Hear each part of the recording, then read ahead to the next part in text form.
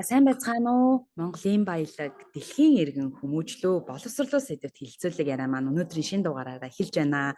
За би та бүхэнтэйгээ өнөөдөр бас сонирхолтой нэгэн зочныг урьж оролцуулах болоод байгаа. Ингээд бид хоёрын уулзах цаг мөч ингээд таарсан тохирсон бас миний хувьд бол юм баяртай байна. Ингээд сайн байна уу номуна хичээ урилгыг маань хүлээн авч нэвтрүүлэгт маань оролцохоор болсон маш их баярлалаа.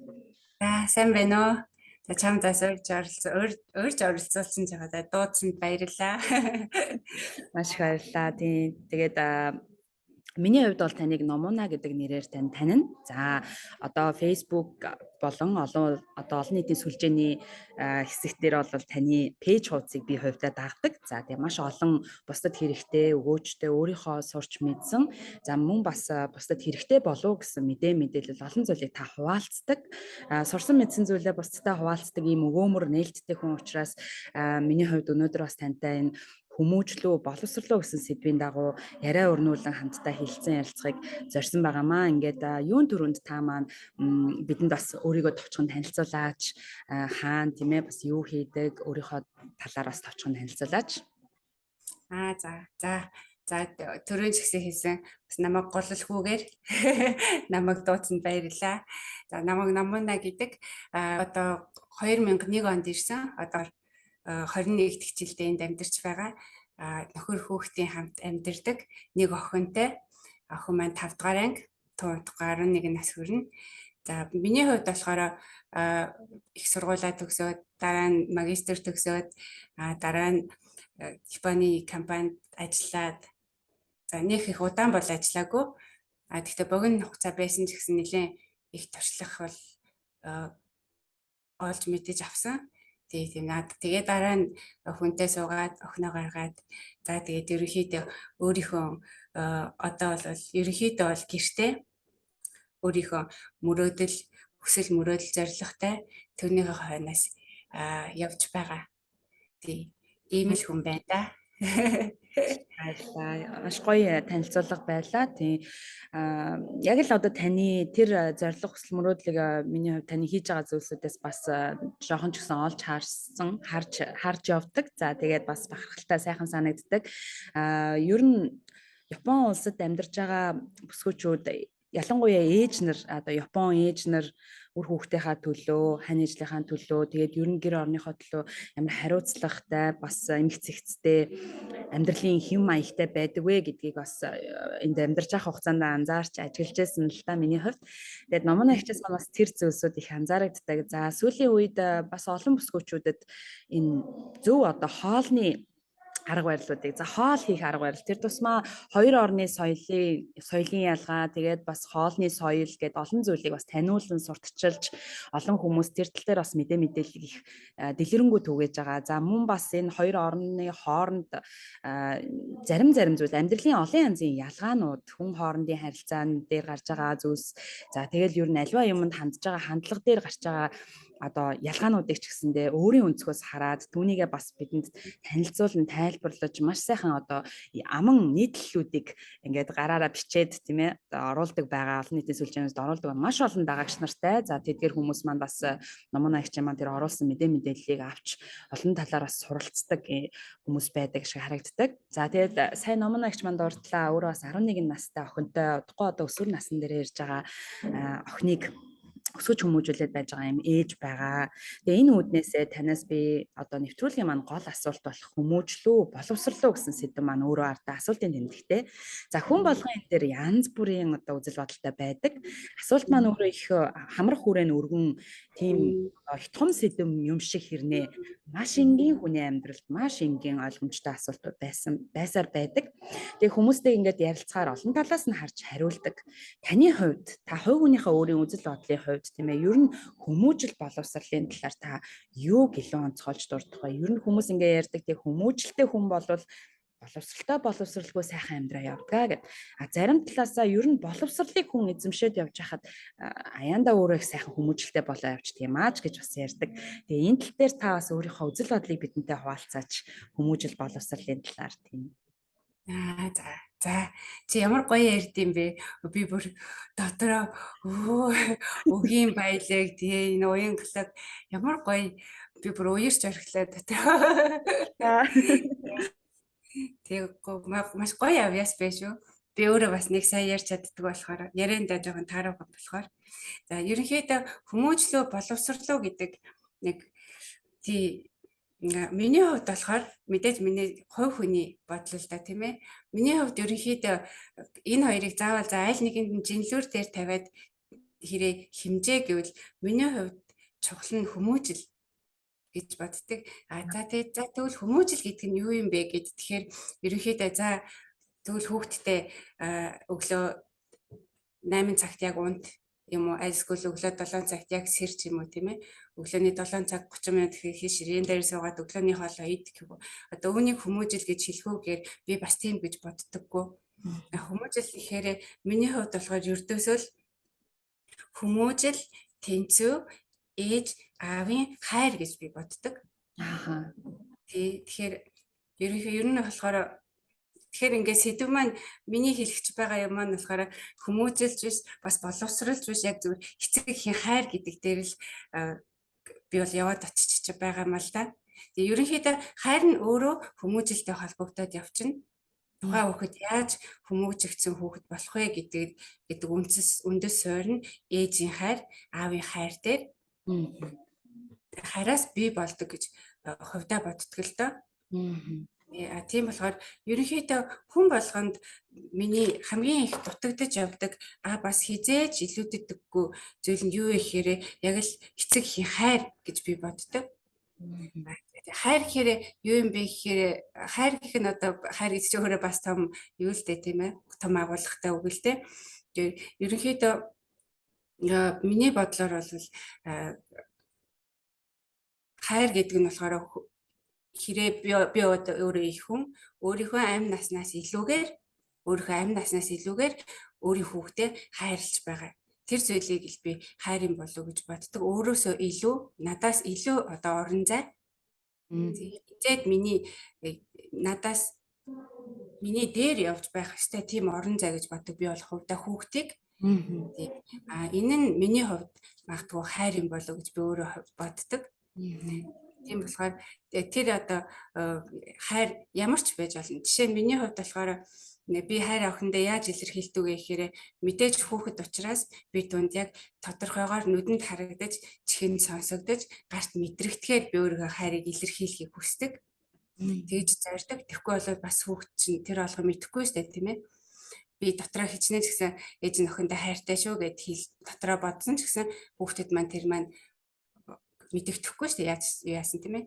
Тийм болохоор ерөнхийдөө би түүнийг заавал өөрийнхөө үйлдэл дээр гаргадаг. Заавал үйлдэл дээр гаргана. Мэдээж өдөр болгон хамт хамтал байвал би яаж л зүгээр гейм тоглоо хажууд нь тоглоо сууж байхад нь гэсэн би явж очиод үнсдэг, дохыг үнэрлдэг, нурууг нийлчдэг. Тэгээ ердөөсөө нэг юу яах вэ? Заавал тэгэж одоо хүчлэх ч юм уу тийм зүйл биш зүгээр нас одоо Японоор саригэнай гэдэг те шизэн тий монголоор юу гэж хэлмээр юм бэ те гих маягаар мэдээж өглөө сургуульдаа явахад нь би заавал тухан дээр нүнсэд явуулдаг гэртээ харж ирэхэд нь би бас заавал тухан дээр нүнэрлээд угайрий гэж хэлээд тэрвэрдэг. Тэгэл тийм болохоор скиншип гэж хэлдэг те нуруугийн байнга илдэг гих мэдчлээ. Иймэрхүү охиндоо энэ ээж надад маш их хайртай юм бэ шүү гэдгийг нь за одоо бодохоо байг гэхэд магадгүй 10 жилийн дараа өөрөө том болсон хойноо ээж намайг ямар их тэгж хайрладаг байсан юм бэ гэж мэдхээр тэгэхээр би охинтойгоо харьцдаг. Тэгэхээр нэг ясны хайр гэхээрээ зүгээр бодоод юм уу явах түүнийгээ заавал илэрхийлэх ёстой гэж би хувьдаа боддیں۔ Тэгээд миний илэрхийлдэг арга нь болохоор саяны хийсэн арганууд тийм байдаг. Ийм тохиолдолд хайрлагдсан хүүхэд, хайраар дутаагүй хүүхэд хизээж одоо хин нэгнийг гомдоох ч юм уу, хин нэгнийг хүүхэд зөвхөн нэг зохиод авах ч юм уу, тийм үйлдэл хийхээр хүүхэд болж өсдөггүй хизээж гэж боддог. Тийм болохоор хамгийн гол нь хайраар л дутаахгүй байх хэрэгтэй. Хангалттай хайраар өссөн бол тэр хүүхд өөрөө цаанаас зөв хүүхд болно, зөөлөн хүүхд болно, хүнийг хайрладаг, инэрдэг хүүхд болно гэж би хувьдаа боддیں۔ Тэгээ тийм болохоор ерөнхийдөө 100% 100 ч биш магадгүй 1000% миний хайраас охин маань хүмүүжлтэй хүүхэд болох уу, боловсролтой хүүхэд болох уу гэдгийг 100%, 1000% надаас шалтгааллах зүйл гэж би хувьдаа боддог. Ээжийн мэдээж аавч гэсэн чухал тэр өөрийг нь хайрлах хайраас шалтгаалдаг гэж би хувьдаа боддгийг. Ямар гоё хариулт вэ. Тэгээд таны үзэл бодлоос их ингээд сонсох тутам одоо хүн өөрийгөө ээжигээ бас санамаар өсөж явах үеэ бодмоор бас хэрхэн хайрлагдаж байсан бэ гэдгийг эргэн дурсгаж юм сайхан яриа болж байна л да. Тэгээд яг үнэн шүү. Таны хэлдгээр би чамд хайртай штэ гэд хүмүүс ингээ хэлдэг те. Би чамайг хайрладаг шүү. Би чамд хайртай шүү гэд үгээр хэлэх, үйлдэлээр үзүүлэх хоёрт бол маш их ялгаа байгаа гэдгийг бас ингийн одоо өөрийнхөө хүүхдтэй харилцдаг ингийн харилцаануудаас таавал биднэрт үнэхээр тодтогч өгч जैन. Тэгээд үйлдэлээр үзүүлэх хэрэгтэй юм. Тэг хайрлаж байгаагаа бид илэрхийлэх хэрэгтэй. Олон хайр, одоо хайрыг бид нар маш олон янзаар ингэж тайлбарлаж хэлэх боломжтой. Гэхдээ тэр зүйлийг бас ямар үйлдэлээр яаж илэрхийлж гаргаж байгаа вэ гэдэг маань маш их чухал, хариу нь одоо их чухал байж таарах нэ. Тэгээд энэ тал дээр бас ийм сайхан тайлбарыг бас биднэрт өгсөнд маш их баярлалаа. Тэгээд охиноо ингэж хайрлж өсөж байгаа учраас хүн ер нь хайраар одоо өсөх юм бол хүмүүжилж тэр боловсруулж тэр хайран дээр тулгуурлаад гарч ирдэг гэдгийг бол номон агч маань бол тайлбарлалчлаа л да. За би ингээд номон агчийнхаа явуулж байгаа үйл ажиллагаануудаа бусдад хэлхийг хүсэж байгаа санаа сэтгэл тэг өөрийнхөө үзэл бодлыг та их чөлөөтэй илэрхийлдэг, бас өөртөө бодогдсон зүйлээ бусдад бас их чөлөөтэй хуваалцдаг хүн шиг санагддаг.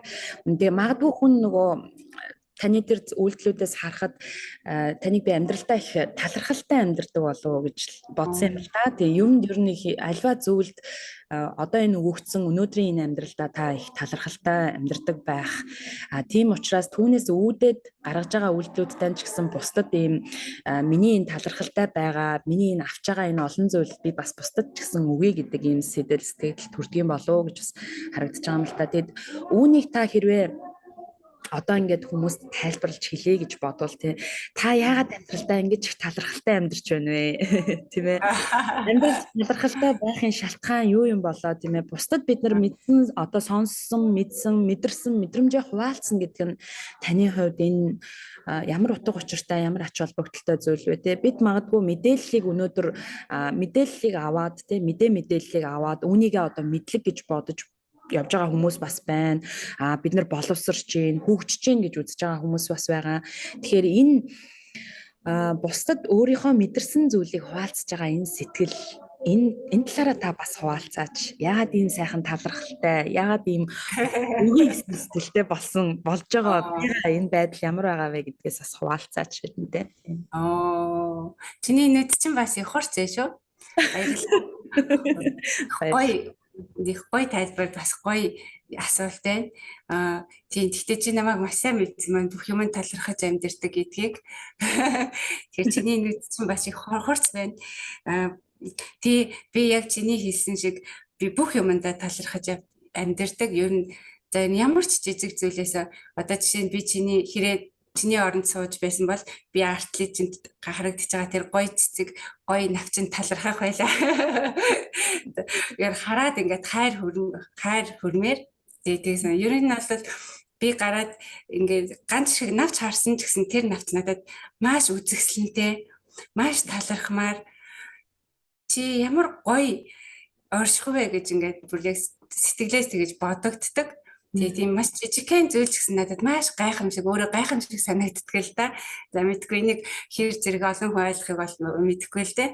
Гэхдээ надад ямар ч жижиг зүйл байсан гэсэн тэр нөрөө маш гайхамшигтай санагддаг. За ягаад би өөрөө талархдаг болсон бэ гэвэл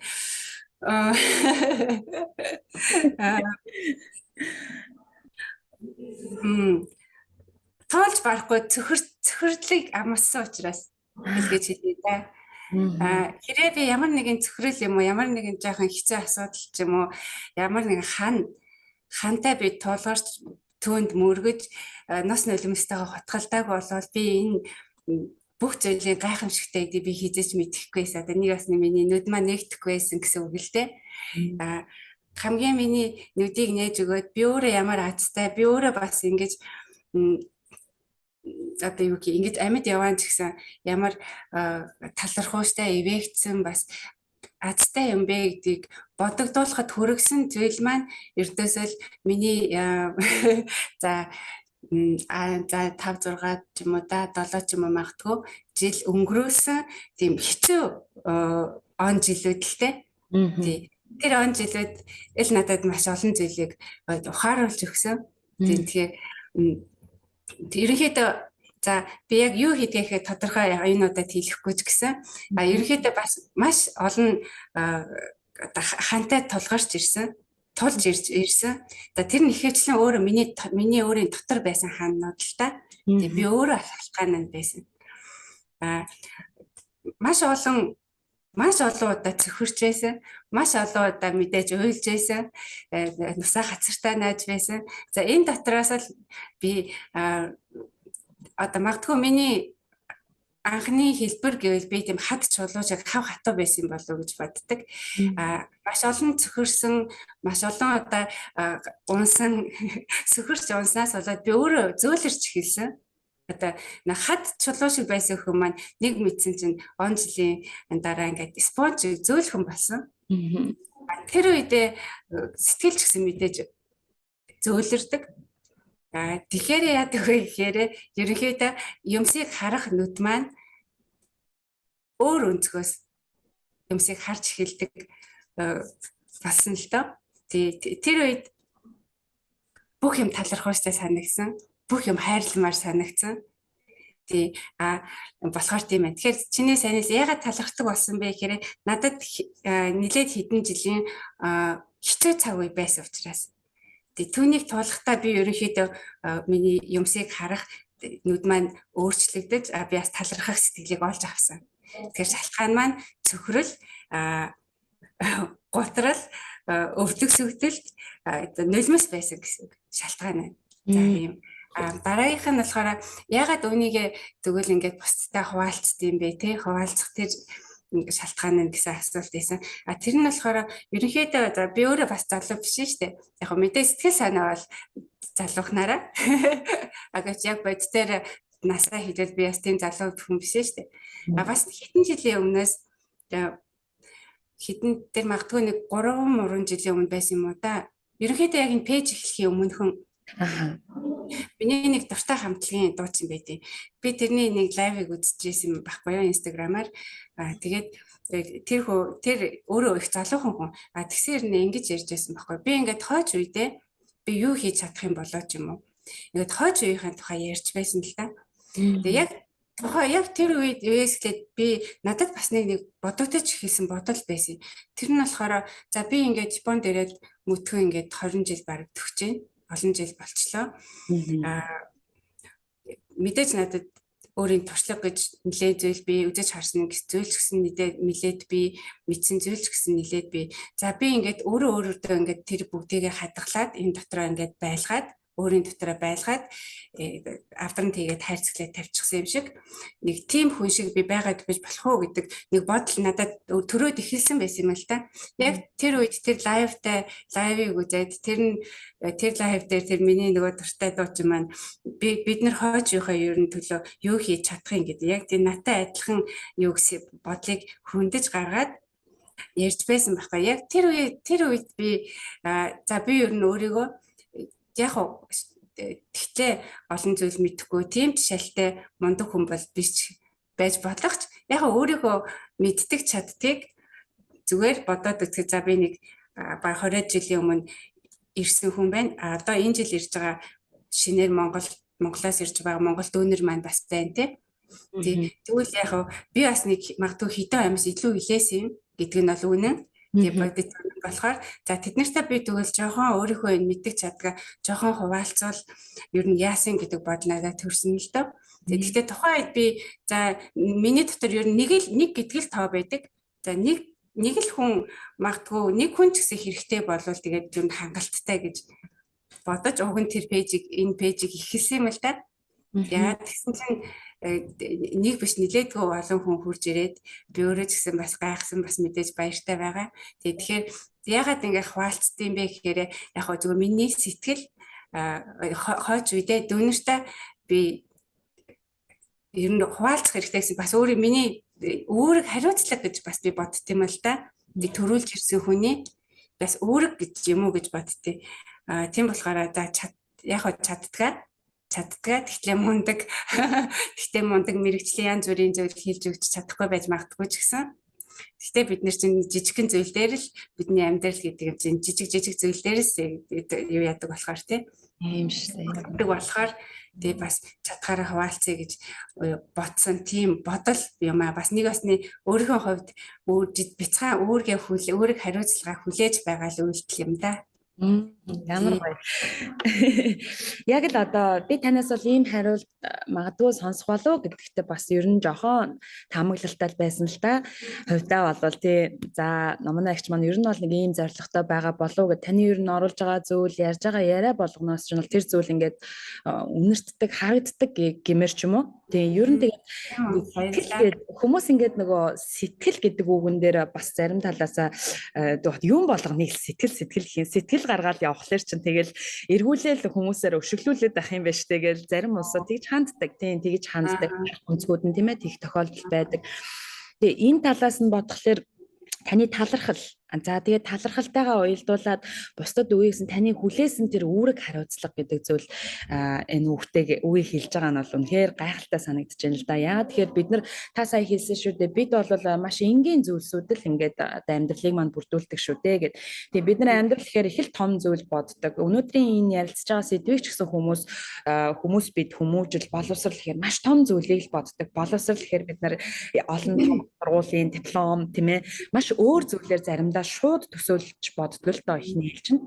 Гэхдээ хин нэгнтэй яриад хин нэгний амьдралаар аялаад тухайн хүний үзэл бодлыг сонсоод ингээд явхлаэр энэ сэдв өөрөө маш энгийн. Тэгээд яриа бүр энгийн. Тэгээ ерөөсөө хүн болол бүр энгийнээс энгийн л байдгийн байна гэдгийг илүү ойлгодог. Тэгээд танаас бол энэ зүйл яг харагдана гэдэгтээ би бол туйлын итгэлтэй байсан. Тэгээд ер нь таны сонголт амьдралд ингээ хүн бүр янз бүрийн сонголтуудыг хийж байдаг те энэ бүхэнд та сая маш гоё энгийн сонголтыг хэллээ л дээ. Энэ бол талархалтай амьдрах хэрэгтэй байна. Би өөртөө одоо нэг зовлон гэдэг зүйлийг бид нар нэг өөр зүйлтэй андуураад байдаг. Гэхдээ зовлон үзчихэж хүн жаргалыг мэдэрдэг гэл хүмүүс ярьдаг шүү дээ тий. Одоо хүмүүс олон ном зохиолууд дээр ч бас байдаг. Ер нь эцээ зовж үзсэн хүн л жаргал гэдэг зүйл юу байдаг? Жаргал ямар юм хэлээд байгаа юм? Яавал бид нар жаргалгийн гэдгээ ойлгосон байдаг. Тэгээд энэ ойлголтод хүрэхэд тусалсан тэр зовлондоо бас талархах хэрэгтэй юм шиг байгаа юм л да. Тэгээд бидэнд энийг надад ойлгуулж өгсөнд баярлалаа. Тэгээд би жаргаж байна гэдгийг ойлгодог юм шиг байгаа юм. За тэгээд таны одоо бусдтай хуваалцж байгаа энэ зүйлс маш олон хүмүүст хүрдэг. Би хувьдаа их хүрж байна гэж хардаг. Тэгээд та энд ирсэн одоо Японд ингээд ирээд 20 гаруй жил амьдарчлаа гэдэг өөрөө ярьж байна. Монголоо ингээл алсаастаа ингээл толтоол хардаг байх л та. Би энэ үгийг хэлэх их дуртай болоод бас сүүлийн үед ер нь гадаадд амьдарч байгаа монголчууд маань Монголоо бүр илүү таньсан монголчууд гэж би одоо харж байгаа юм л та өөрийнхөө зүгээс л бодохдоо. Яагаад тэгж байгаа вэ гэхээр бид нар ингээд гадны оронд ирээд амьдраад энд бусад одоо энэ улсын бүхэл улс орны дэлхийн бүхэл улс оронд олон монголчууд маань амьдарч байгаа. Тэр хүмүүс маань тэр улсын яг л хууль дүрм одоо ёс жаяг бүгдийг дагаад амьдарч байгаа. Яг л хүний ёсоор тэр хүмүүс дотроо одоо юу гэж амьдрэх гэхээр би чи монгол хүн шүү дээ гэдгээл илүү бодож амьдрдаг юм шиг юм л да. Одоо ариун цэцэг бол би ариун цэцэг болохоор биш, номуна бол би номуна болохоор биш. Эхлээд хамгийн дөрөнд би нөгөө монгол юм тий. Чи хаанаас ирсэн бэ? Би Монголоос ирсэн. Тэр монгол эмэгтэй, тэр монгол эрэгтэй гэх маягаар бид нар ер нь овоглож явдаг. Тэгээ үүнээс шалтгаалаад тэр нэг монгол гэд улс үндэстнийхаа нэр хүндийг ингээд тэгээд тэрүүгээр овоглоод явж байгаа болохоор их хардаг юм шиг санагддаг юм л да. За байз энэ манай Монголд байдаг бол тэрийг ингээд Монгол ийм болгочдөг бол гэл ер нь ингээд нэг жижигэн зүйлсээр бид нар тэр бүгдийг тээж харж явдаг. Тэгээ бусдад тэр хэлхийг хүсдэг. Тэгээ үүнээс шалтгаалаад таны хувьд Монголоо алсаас ингээд залуухан 20 хэдхэн настай жоохон бүсгүй байх үеэсээ тийм ээ өнөөдрийг хүртэл ингээд алсаас толтоод сууж байхад танд ирээдүйн залуучууд маань одоогийн манай Монголын маань тийм ээ үе залгаж гарч ирж байгаа үр хүүхдүүд, үр хойчуудад маань таны зүгээс бас хэлчихсэн энэ дээрээ нэг жоохон анхаарчхаасай ингээд л явчвал болчин шүү дээ гэл энгийнээр бас хэлчмээр зүйлсүүд их олон байдаг байх гэж боддог. Тэгээ энэ зүйлсээс бас та товчхон сайхан хуваалцаач. За тэглгүй яг мэдээж өөрөө би чинь Монгол хүү юм чинь мэдээж Монголдо хамгийн их хайртай Монголыгоо ч гэсэн бас яг чадхаараа за гэхдээ яг үнийг хэлээд харна гэхээр би яг фэйсбүүкээс би хамаг мэдээлэл авч байгаа юм л та. Нэг бас Монголыг харах цонх маань ерөнхийдөө бол миний хувьд фэйсбүүкэд болж таарчаад байгаа юм л та. Тэгээд ерөнхийдөө бол би фэйсбүүк дээр их олон хүн гардаггүй ч яг ганц хоёр нэг тийм эдийн засагч хүний нийтлэл ч юм уу бичсэнийг бол байнга уншдаг. Тэрнийг уншиж байхад ерөнхийдөө бол ер нь бол 10 зүйл бичсэн 8 нь болохгүй байх, хэцүү байна гэсэн агуулгатай зүйл бичигддэг л дээ. Тийм болохоор ерөнхийдөө би Монголыгаа жоохон хэцүү байгаа юм болов болж өгөхгүй байгаа юм болов гэдэг нүдээр яг үнийг хэлхийг ер нь бол харах талтай байсан.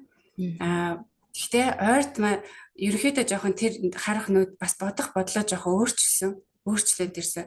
Ерөнхийдөө бол яг болж байна болохгүй байх гэдэг нүдээр биш яг одоо байгаагаар нь Монголоо харъя, байгаагаар нь хүлээж авъя гэдэг тийм бодолтой болсон. Яг тэгвэл яг үнийг хэлэхэд би өөрөө Японд амьдардаг, өөрөө Монголд байхгүй байгаа шүү дээ, тийм ээ. Тийм болохоор Монголынхаа байдлыг яг үнийг хэлэхэд би 100% мэдэж чадчихна гэвэл мэдэж чадахгүй байгаа. Тийм болохоор нэг талаас нь хараад за хэцүү байна гэдэг нэг талаас нь хараад байх уу, альсгүй л өөгүй болж л шүү дээ Монгол гоё юм гэдэг нүдээр нь бас харах уу.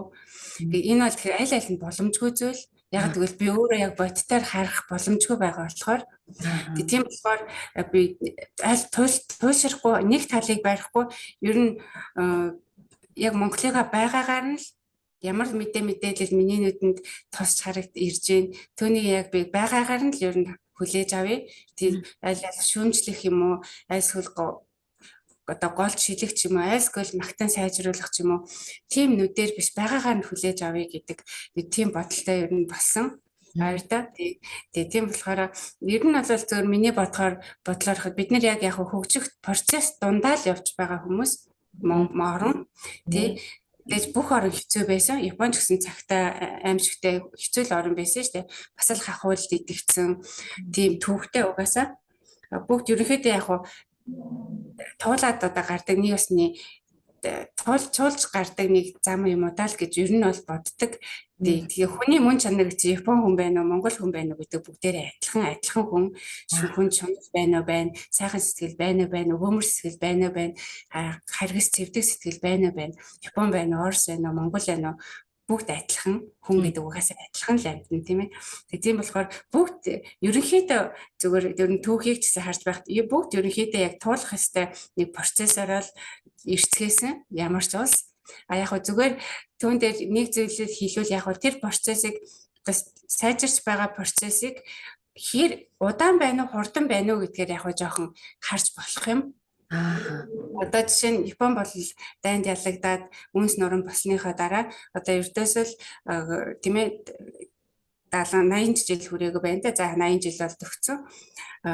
Тийм мэдээж өнөөдөр одоо ийм сайхан хөгжилтэй арт өмнө ингэ сайхан амьдраад байж гин те. Миний хувьд бол маш хурдан энэ сайжрах өөрчлөлтийг маш хурдан хийж чадсан арт өмнө гэж бол би хардаг. Манай монголчуудын хувьд ямар юм бэ гэхээр яг зөвхөн харьцуулбал шүү дээ тийм ээ. Энэ хурд нь арай удаан юм болов гэж би хувьдаа боддог. Зөвхөн миний хувийн бодлоо л доо. Тэгээд түүнээс бид яг туулах ёстой замаа туулаад л явж байгаа. Мэдээж бүгд хахуулд баригдаж Японд ч гэсэн хахуулын хахуулаар дүүрсэн тийм үеч гэсэн бол байсан гэж юу яадаг боддог би нэг тийм зүйл уншиж байсан. Түүнийг хамгийн гол нь маш хурдан ингээд үнцээр нь байхгүй болгоод тасалж чадсан тийм хүмүүс. Манай монголчууд одоо яг бүгд нийтээр яг хахуулд автагдцсан явж байгаа нэг үл яг тэр үе дээр автагдцсан үе дээр явж байгаа. Тэгээ үнийг хэр удаан яг хэр хурдан энэ байдлаас гарч чадах вэ гэдгийг л бидний хувьд л асуудал гэж би хардаг. Залуу дүүнертэй болохоор яг үнийг хэлэхэд одоогийн нийгмийг би яг дүүнерээ боловсрол өөрсдөө тархиа гоё зэниглээд боловсрч чадах яг гоё сайхан одоо нийгэмд бүрдсэн байна уу гэвэл харамсалтай жоох үгүй юм болов уу гэж би хардаг. Гэхдээ нийгэмдээ асуудлаа өгөх биш. Тийм ээ, айлсгүй жоохон төрүүлээ төрсэн ах ихс нартаа ч гэсэн асуудлаа төлөх биш. Хамгийн гол нь 100% одоо нэг Бата гэдэг дүү маань байлаа гэхэд Бата дүүгийн маань амьдрал 100% зөвхөн өөрөөс нь шалтгааллах тийм л да. Уг нь бол тийм нэг одоо Монголын маань нийгэм ч юм уу одоо нийгмээ жоохон хөгжөөж өсөж чадаагүй ах эгч нар ч юм уу тэднэрт асуудал гэхээсээ илүү Бата өөрөө яаж өөрчлөгдөх вэ, өөрөө яаж сайжрыг гэж бодох, өөрөө ямар амьдралаар амьдрий гэж бодох вэ гэдэг тэр бодлоос нь шалтгаална Батагийн. Тэгэхээр 100% Батагийн 100% Батагийн ирээдүйн Батагийн өөрийнх нь гарт нь байгаа. Тэгээ тийм болохоор би дүүнэрт хамгийн гол нь өөрийнхөө амьдралыг өөрөө одооноос шийдэрэй л гэж би шийдээсэй л гэж хүсэж явдаг. Урсгалаараа яваад байх биш. Урсгалаараа яваад байвал нэг л мэдгээд 5 жил, нэг л мэдгээд 10 жил, нэг л мэдгээд 15 жил өнгөрцөн. Магадгүй нэг мэдсэн чинь юу ч биш, хинч биш. Тийм ээ, ямар ч хүсэл мөрөөдөлж байхгүй байсан байлаа ч гэсэн түүнийгээ биелүүлж чадаагүй. Ингээд урсгалаараа зүгээр яваад өнгөрөөч гэсэн амьдрал байвал ямар харамсалтай вэ те. Тэгээ тийм болохоор би аль болохоор эртнээс өөрийнхөө амьдралыг өөрөө шийдээд яваасаа гэж бол би бол хүсдэг. Тэ амьдралаа шийдээд явна гэхээр бас их том юм сонсогдож магадгүй л те. Амьдрал гэж магадгүй тийм 20 настай дүүгээс харуулаад амьдрал дөнгөж эхлэх чинь 40 жил, 50 жил, 60 жилийн юм яриад байна гэж бодож магадгүй. Гэвч ерөөсөө тийм биш. Амьдрал өнөөдөр зүгээр чиний би урд нь гэсэн постн дээрээ бичсэн өглөө 7 цагт босаад за нэг 5 хуудас ном уншчих гэж бодол буюу тэр сонголт чинь чиний өөрийн амьдрал.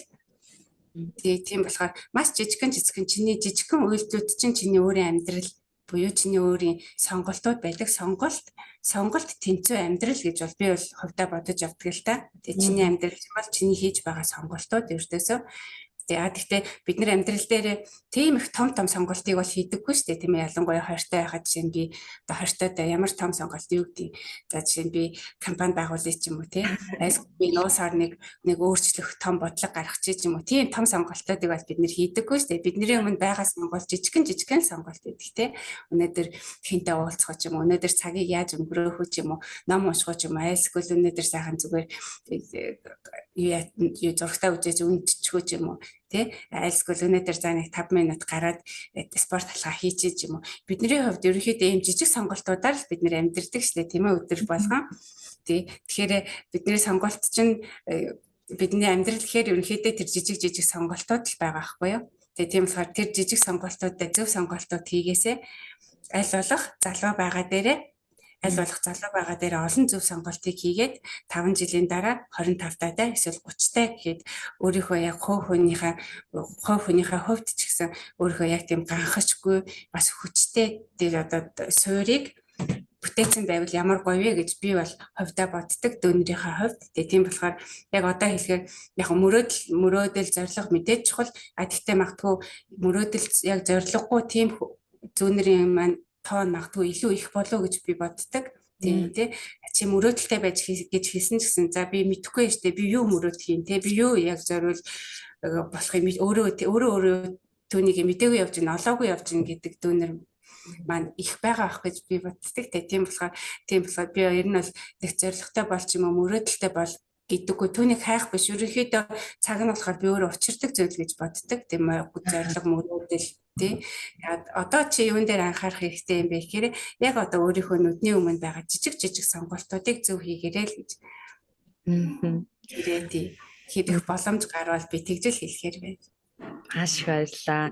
Би ч бас таны энэ яриаг өөртөө бас тусгаж аваад сонсч суулаад би ч бас нэг сонсогч ч юм учраас. Тэгээд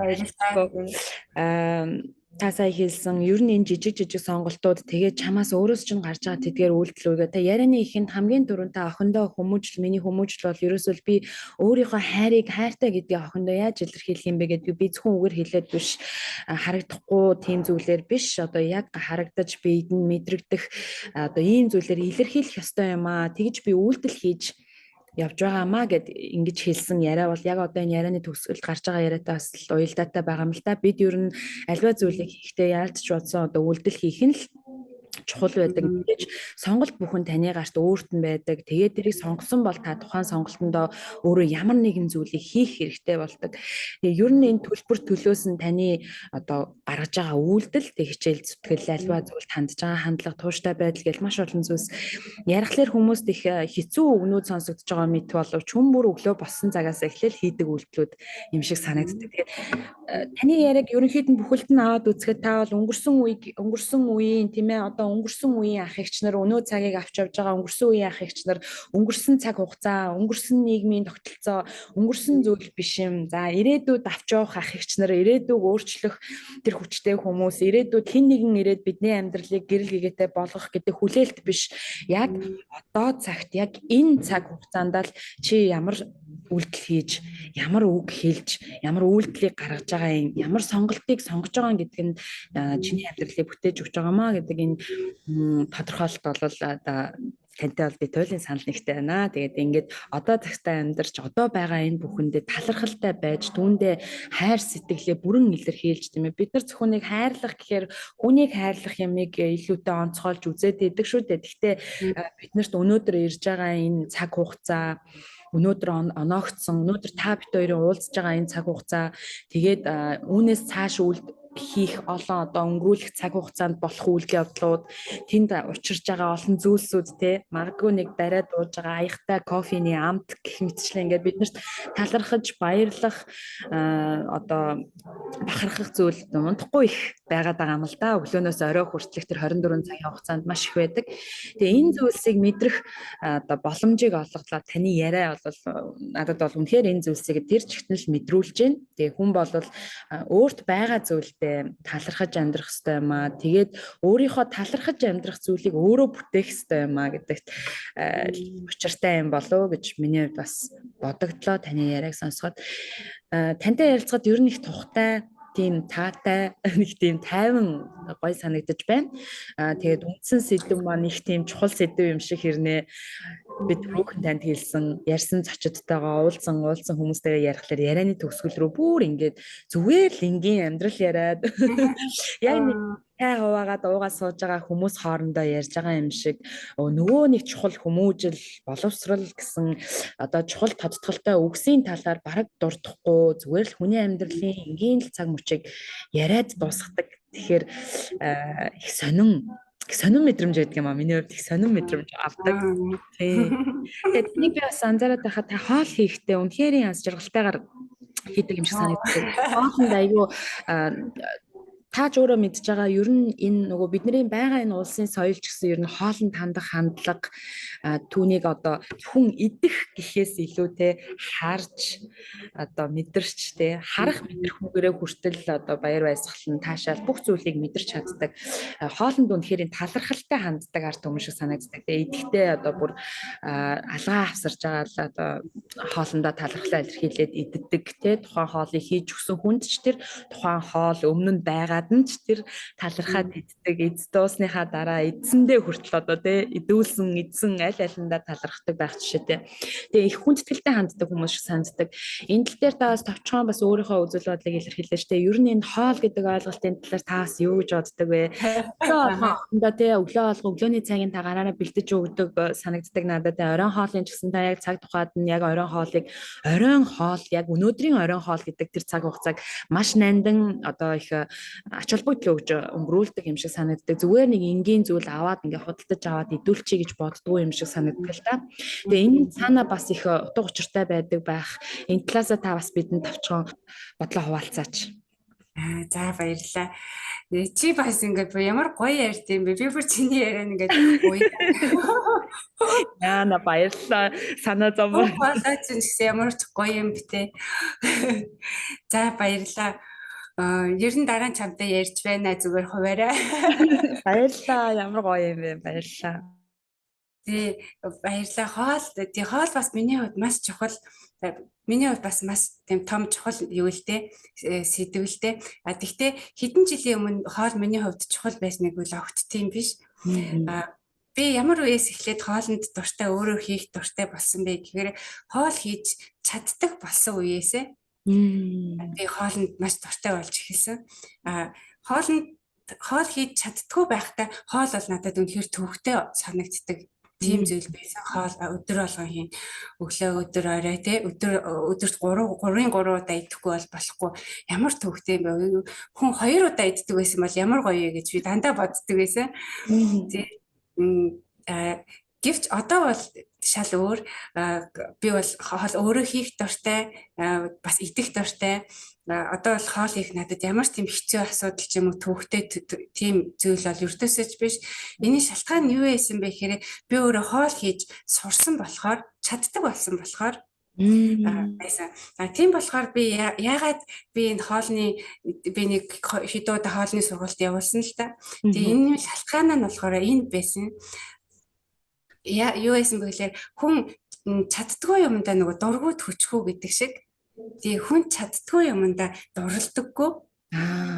Тий маш гоё өөрөө ингээд бүр олон хүний тийм ээ магтаал хүлээж авахаар ч юм уу өөрөө ч гэсэн идэ түүнээс маш гоё таашаал авахаар тийм хоол хийж ирээ чадахгүй болвол за зүгээр л заах нь идэж яхад л болохоор тийм л зүйл хийдэг байсан цагт хүн тэгтлээ хоолнд дуртай болохгүй. Гэвч эзэн хүн нь ямар гоё амттай бэ ахаад идэ ч юм уу нэмүүлээ ч юм уу маргааш ахаад хийгээд өгөөжээ гэж хэлүүлэх ч юм уу тэр тийм болсон үед хүн өөрөө тэр зүйлэнд илүү дуртай бас илүү хайртай болж эхэлдэг. Тийм болохоор би болохоор хэлэх гээд байгаа юм нь болохоор хүн эхлээд чаддаг болох хэрэгтэй. Тий би одоо жишээ нэг Монгол найзыгаа байвал найз бүсгийн маань байвал одоо байлаа гэхэд би түнд чи өдөр болгон хоол хий гэж бол би хилээд чадахгүй. Чи өөрөө хоолоо хийгээд хүүхдтэй гарынхаа хоолыг идүүл гэж би бол тэр нэг чадахгүй. Ягаад гэвэл энэ нь бол одоо нэг басны хүчлэл. Тий ягаад гэвэл хийхгүй байгаа түүнд шалтгаан байна. Ягаад гэвэл тийм сайн хоол хийж чаддаггүй. Аваад идсэн хамаагүй илүү гоё амттай. Тэгээ дээрээс нь мэдээж амар. Тийм болохоор тийм шалтгаантай учраас тэр маань хийхгүй байх гэдгийг бол би ойлгож байгаа учраас тэгээ би бүх ээжнэрийг ч юм уу та нар хоол хийх ёстой өдөр болго өөрийнхөө гарын хоолоор хүүхдээ хооллох ёстой гэж бол би бол угаасаа надад хэлэх ямар ч тийм бодол хүсэл байдаггүй. Тэгээ миний бодсон юм нь болохоор жоохон ч гэсэн хийгээд сурчвал их сайн байна гэж боддог. Тий сурсан цагт өөрөө дуртай болоод явах байхгүй юу? Чаддаг болчихвол тий. Одоо хоол чинь асар олон төрөл биш үү тий. Тийм болохоор улам бүр цаашаа ингээд өөрөө лавсраад дуртай. Одоо өнөөдөр энийг хийж үзье, дараа нь энийг хийж үзмээр байна гэдэг өөрөө ингээд цаанаасаа хүсэлтэй болоод ирдэг. Тэгэхээр тэр суурийг нь би жоохон ч гэсэн тавилцаад өгвөл зүгээр юм болов уу гэж би өөрөө хувьдаа бодсон л доо. Тийм болохоор би энд дэдэг дүүнэртэй за ингээ би багахан юу яагаад үгүй тийм ээ хийдэг удаагаар ингээ сургалт явуулаад би хамт хийчихье.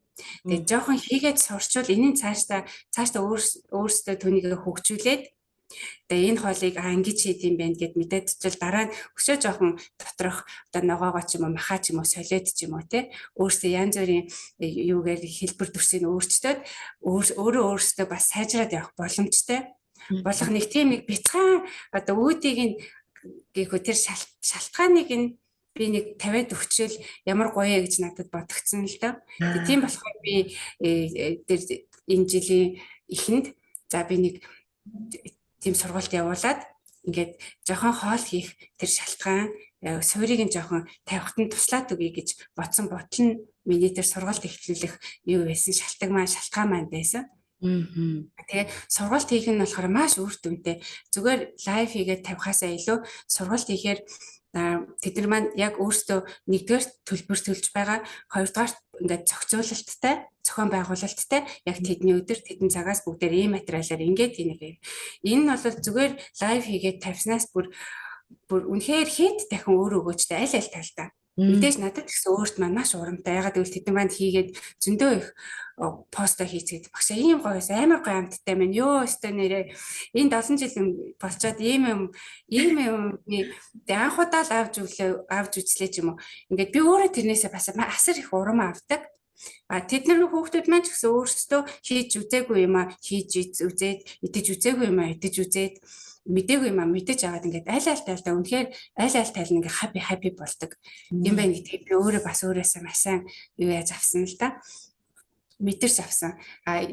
Тийм болохоор би бас яг тэр сургуульд явуулсан шалтгаан болохоор уучлаарай сургуулийн тухай асуугаагүй байсан л да. Яг хамгийн гол нь миний хэлэх гэсэн юм баг зэрэг чаддаг болох хэрэгтэй л гэдгийг би хэлэх гэсэн. Нэг сайн чаддгүй болохоор хүн хоол хий гэж боддоггүй. Би өөрөө ч гэсэн тийм байсан болохоор чаддаг болсон болохоор би одоо ингээд өдөр болгон хоол хийх надад гой санагддаг. Тэ хоолоо хийгээд зогсож аж аргалтай санагддаг. Түүнийг идээд охин маань баярлаад мама маргааш гэсэн идмээр юм гэхээр тэрнээс илүү аз жаргал байдаггүй.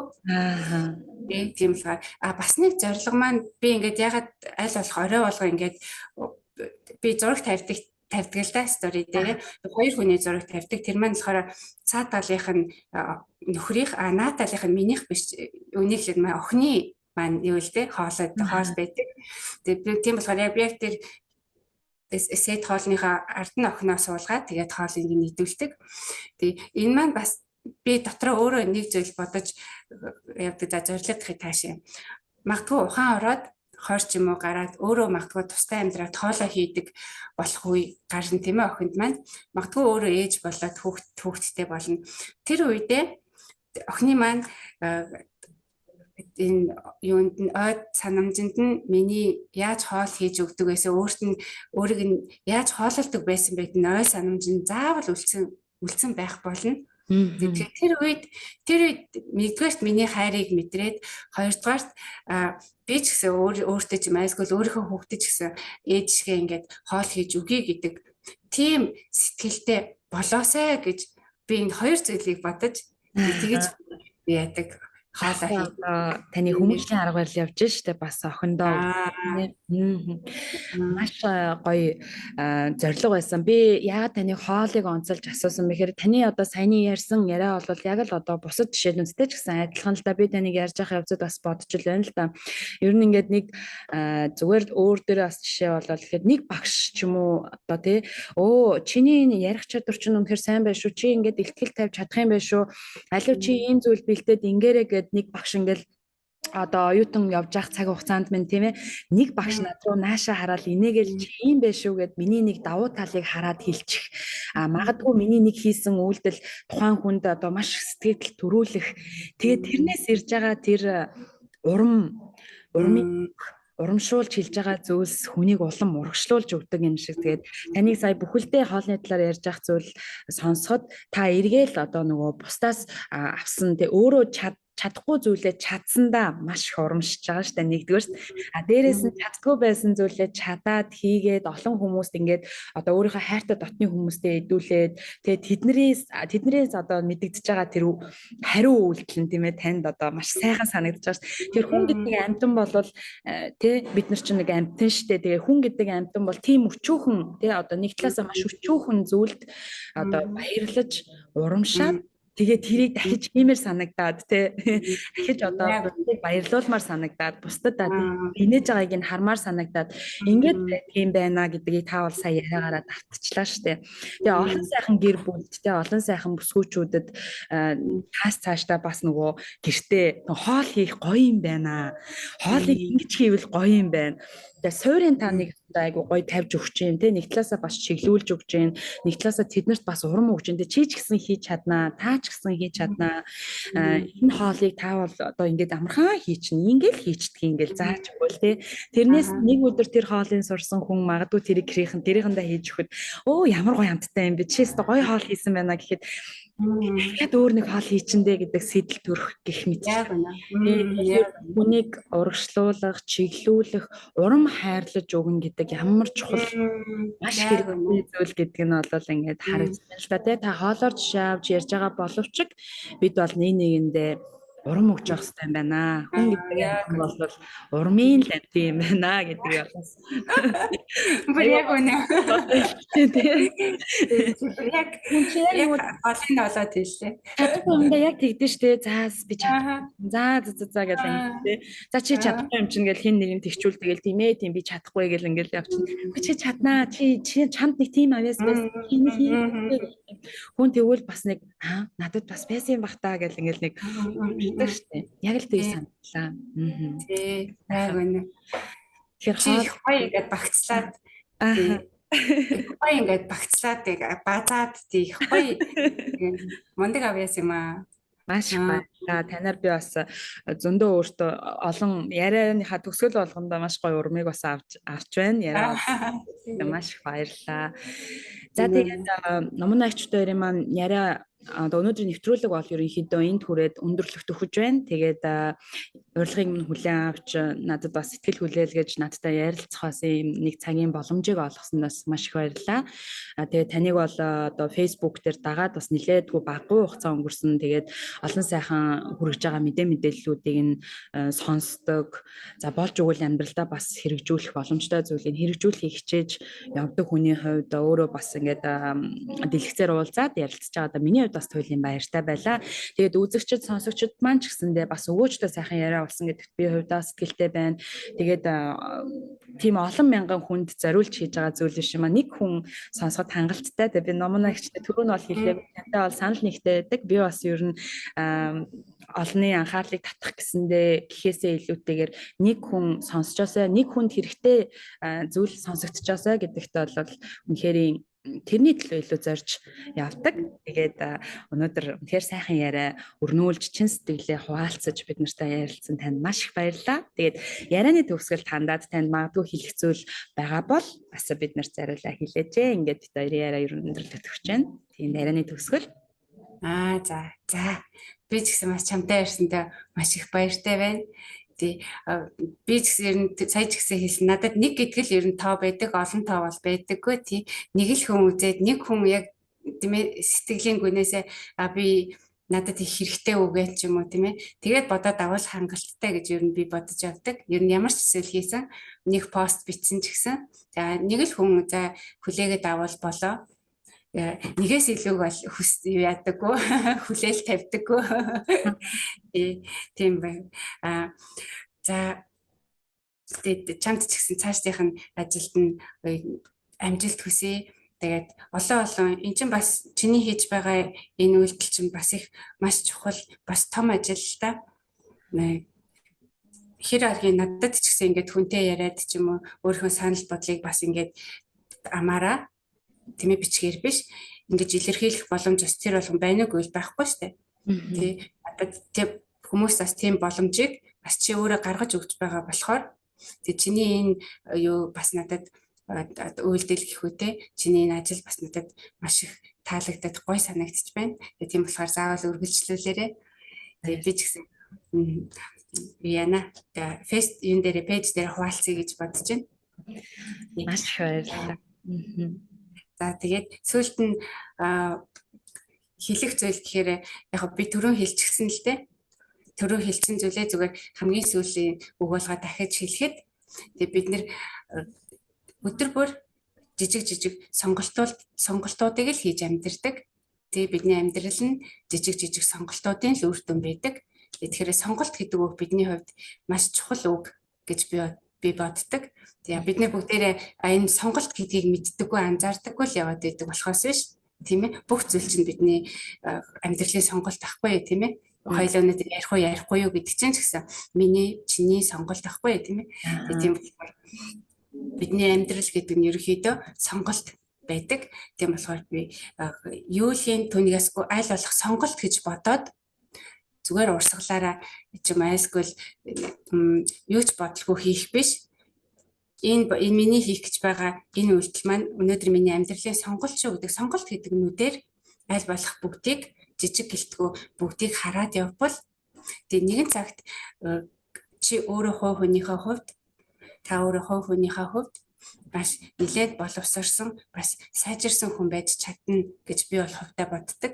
Тэгээ тийм болохоор аливааг харах нүдээ сонголт гэдэг нүдээр хараасай гэж хүсэж байна. Тэгээ хамгийн сүүлд нүунийг л хуваалцъя да. Маш их баярлалаа. Үнэхээр сайхан зөвлөгөө буюу бас бусдад хэлхийг хүссэн чин сэтгэлийн үг байлаа. Тэгээд Номон агштай маш их баярлалаа. За ингээд Монголын баялаг дэлхийн иргэн ишлэлд ор хүмүүжлөө боловсрлоо сэдвт хэлэлцүүлэг ярианыг маань өнөөдрийн дугаар энд хүрээд өндөрлөж байна. Тэгээд дараагийн дугаар хүртэл түр баяртай. Маш их баярлалаа. За баярлалаа. Баярлалаа.